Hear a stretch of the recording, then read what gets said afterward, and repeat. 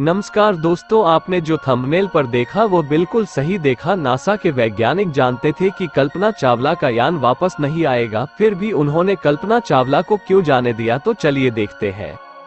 कल्पना चावला का जन्म 17 मार्च 1962 में हरियाणा के करनाल में हुआ था। 2003 में कोलंबिया शटल हादसे में उनकी मौत हो गई। उनके शटल के एक हिस्से में खराबी आ गई थी, जिससे पृथ्वी पर लौटते समय शटल के हजारों टुकड़े हो गए। हालांकि दावा किया जाता है कि स्पेसक्राफ्ट में समस्या की जानकारी नासा के वैज्ञानिकों को पहले से थी। इसके बावजूद शटल में इसका इस्तेमाल जारी रखा गया। आइए जानते हैं पूरा मामला। नासा अपने खास कार्यक्रम ह्यूमन स्पेस फ्लाइट के तहत कुछ लोगों को समूह में किसी रिसर्च के लिए स्पेसक्राफ्ट के जरिए अंतरिक्ष में भेजता है। स्पेस शटल कार्यक्रम भी एक ह्यूमन स्पेस फ्लाइट कार्यक्रम था। चौथे ह्यूमन स्पेस फ्लाइट कार्यक्रम के तहत 88वें मिशन में कोलंबिया फ्लाइट STS-87 कल्पना का पहला स्पेस मिशन था। साल 1997 में अपने 5 साथियों के साथ मिशन पर गई।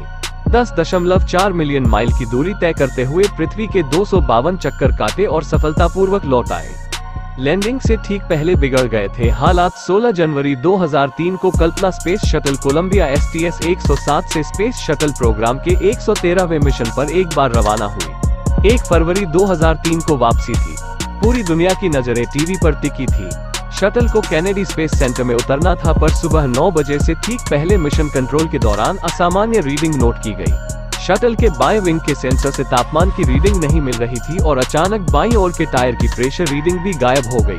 तब कोलंबिया शटल अमेरिका के टेक्सास प्रांत में डलास शहर के पास था और आवाज की गति से भी 18 गुना तेजी से जमीन की ओर 61,170 मीटर की ऊंचाई से नीचे आ रहा था।